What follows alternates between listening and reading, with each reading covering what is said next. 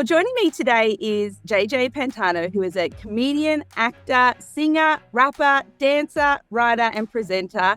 That's a lot of skills, JJ. At 7 Thank years you. of age, JJ gained international attention when he appeared on the 9th season of Australia's Got Talent, where he earned himself the Golden Buzzer for his comedy chops. JJ portrays a young Luke Smallbone in Unsung Hero, which tells the story of the Smallbone family that risked it all, yet grew not one but two Grammy Award-winning artists, Rebecca St. James and Joel and Luke from For King and Country. JJ, well done. I actually saw the movie on Monday night and I loved it. Thank you. It's such a heartfelt story. It's so inspirational. I'd say it's a must-see. It's a life-changing film. I really loved it. I was nearly crying almost the whole movie, and I laughed as well. It had all of the feelings. You've obviously seen the movie, JJ. What did you think when you saw it for the first time? When I saw it for the first time, I was overrun with emotions. It was everything I wanted it to be and more. I felt like it told their story, but it told their story to a way that made the person who's watching the film feel like they're in their story. Mm-hmm. And it was so in depth, and they certainly didn't shy away from all the downsides and all the negatives in their massive roller coaster. I've seen the film, I'd say roughly about 5 times now, and every single time I've cried. It gets to every time. I love that. I think that's so true. It was a really honest telling, and I think it wouldn't have had the same impact if they hadn't been prepared to show just how tough it was for them and the real struggles that the family went through. Now, you play Luke Smallbone, and the Luke Smallbone was there as a producer and involved in the movie. What was it like to play Luke with him actually around? Was it helpful, or did it make you more nervous in a way? I'd say it was helpful because Luke is so kind and so loving and so caring towards me, and he practically mentored me on set, really. Like, I said to him before we started recording, I said, Luke, what did you do as a kid?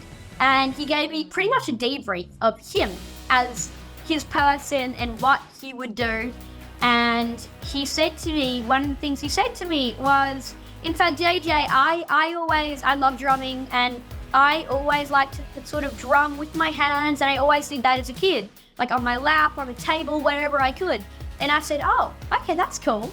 And if you watch me very carefully, you might actually be able to see me drumming in some of the scenes in the film. And yeah, he was so helpful, and he really helped me embody Luke and be Luke. Of course, it makes sense. It makes sense in a confusing kind of way. Yeah, I would think it would be helpful because if you were struggling with a scene or a line, you could be like Luke, how would you have gone about doing this? And so you've got the real thing right there in front of you. One of my favorite scenes, JJ, in the whole movie has you in it. And it's when, the family is putting down their prayer requests on the cards and then, putting them up on the wall. And you ask God to make money more cheap. And I just thought, firstly, I can really relate to that. I think I'm also going to start asking God to make money more cheap. But then there's this beautiful moment. I don't want to spoil it for people who haven't yet seen the movie, but just the way, you saw that prayer being answered is one of the most both funny and wholesome, I think, parts of the movie. What did that scene mean to you? How did you go about playing it?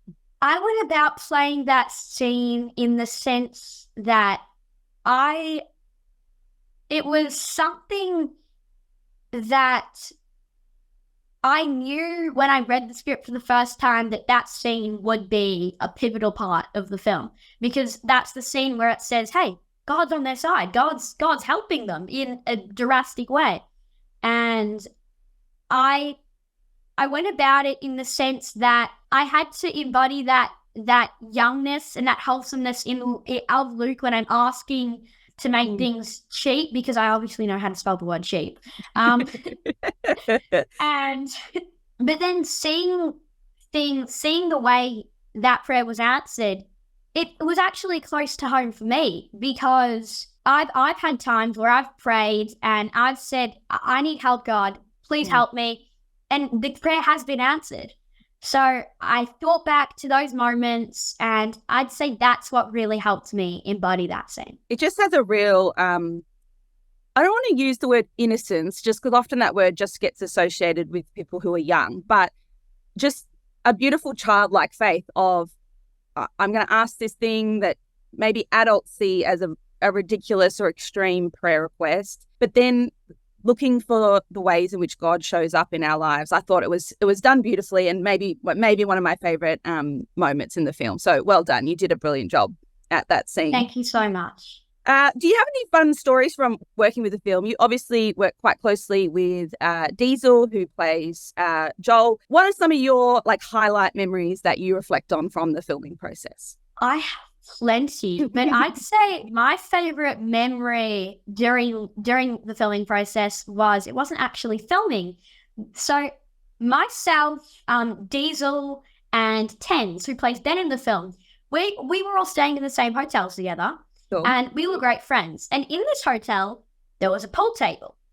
None of us knew how to play pool aside from my dad. So every weekend we'd come down and we'd learn how to play pool, and we were getting pretty good. But then Joel Smallbone hears us talking about pool on set one day, and he says, "So you guys play pool?" We're like, "Yeah." He says, "Okay, how do you feel about a pool tournament?"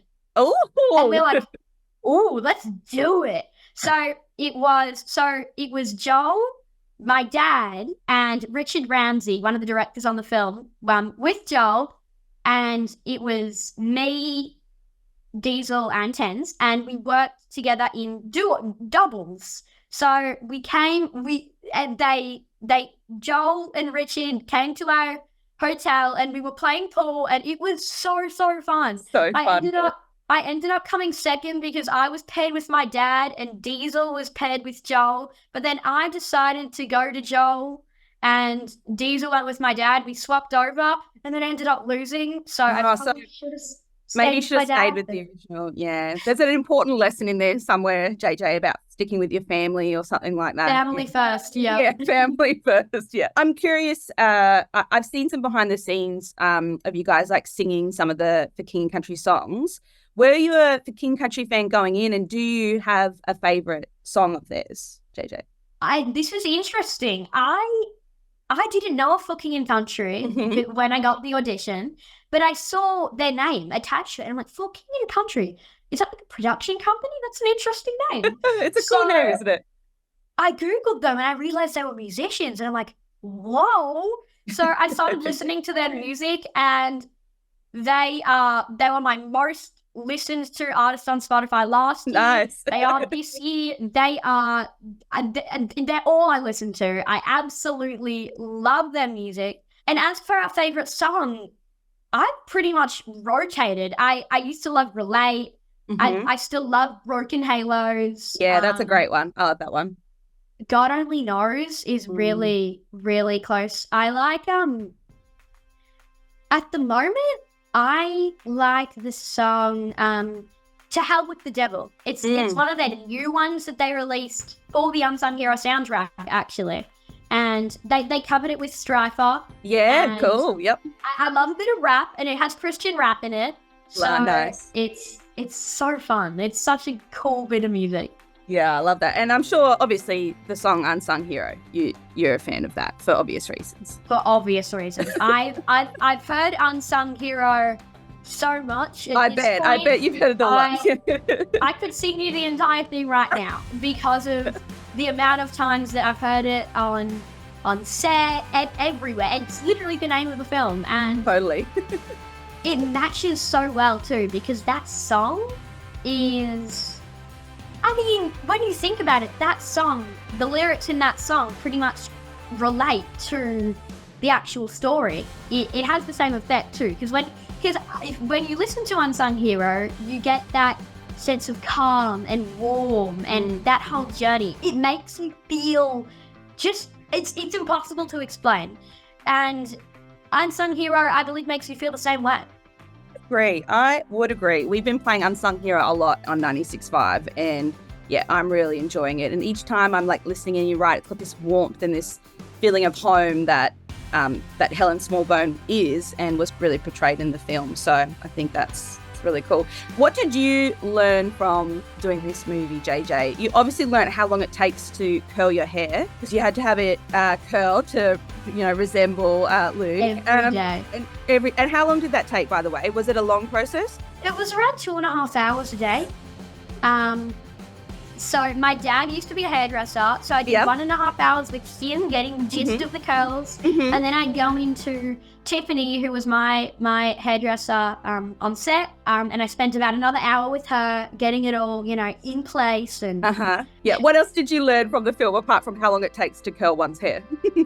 And this is sort of the message in the film, but it's also portrayed. It was portrayed on set, and the film, I think it's what makes the film so beautiful. It's that sense of family, that sense of faith, and that sense of God. And what I really learned through the film is that with your family in your corner and with God on your side, you can do anything. You know what I mean? If you have your family with you and supportive together as a group, and then if you pray to God about your problems, my dad always used to say this actually, you have to work like it depends on you and pray like it depends on God, and that's how you get your dreams. That's so good. I love that so much. Well, I'm looking forward to everyone else being able to see you in Unsung Hero, JJ. It comes out in Australia, May 30 in Australian cinemas. You can catch JJ Pantano as Luke Smallbone. Thanks so much, JJ. It was great to talk with you. Thank you so much for having me, Steph. I loved it.